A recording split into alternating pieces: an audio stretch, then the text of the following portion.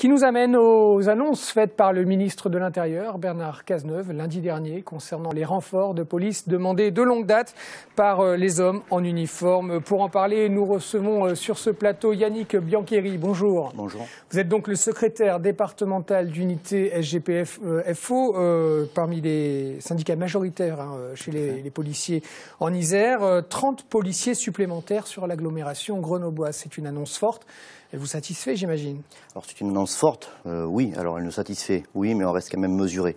Comme j'ai pu le dire lundi au ministre en préfecture, on est conscient de l'effort qui est fait parce que, hormis les annonces de renforts qui devaient être formés et arriver sur le terrain, il n'y a pas eu d'arrivée pour l'instant. Donc on est conscient de l'effort.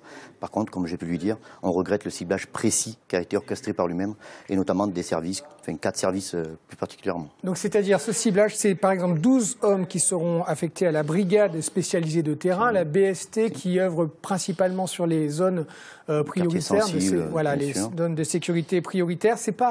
C'est pas un avantage que d'avoir ces 12 hommes-là? Si, bien sûr. C'est un appel d'air, c'est une bouffée d'oxygène pour ces services. Bien sûr, ils pourront élargir leurs compétences, avoir un quartier en plus en charge.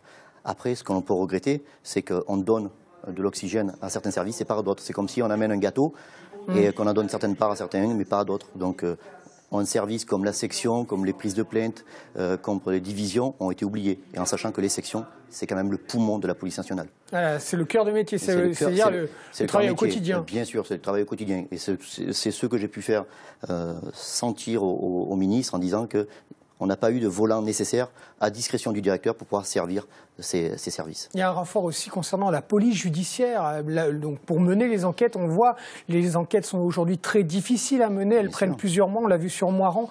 Là aussi, il y avait un besoin. Oui, bien sûr, il y a un besoin de traitement. Vous savez, on a énormément de dossiers à traiter, beaucoup d'enquêtes à mener. Donc des effectifs spécialisés dans ces unités. Bien sûr qu'on en a besoin. Mais aussi, pour arriver à avoir des enquêtes à mener, c'est les petits services comme les plaintes, ça part de là. Et quand on a certaines divisions où on a plus de 700 dossiers en attente, forcément, on a des frustrations, des plaignants, mais aussi des collègues.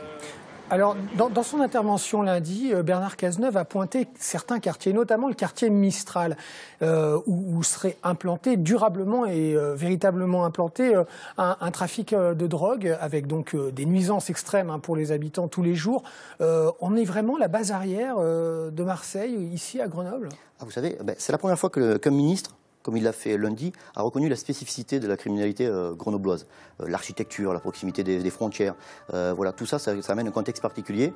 Et donc, alors, on ne peut pas dire qu'on est la banlieue de Marseille, mais bien sûr qu'on a un fort taux de criminalité, un fort taux de règlement de compte. Ça commence à monter, on n'arrête pas de le signaler, de le souligner. On a besoin d'effectifs pour endiguer tout ça.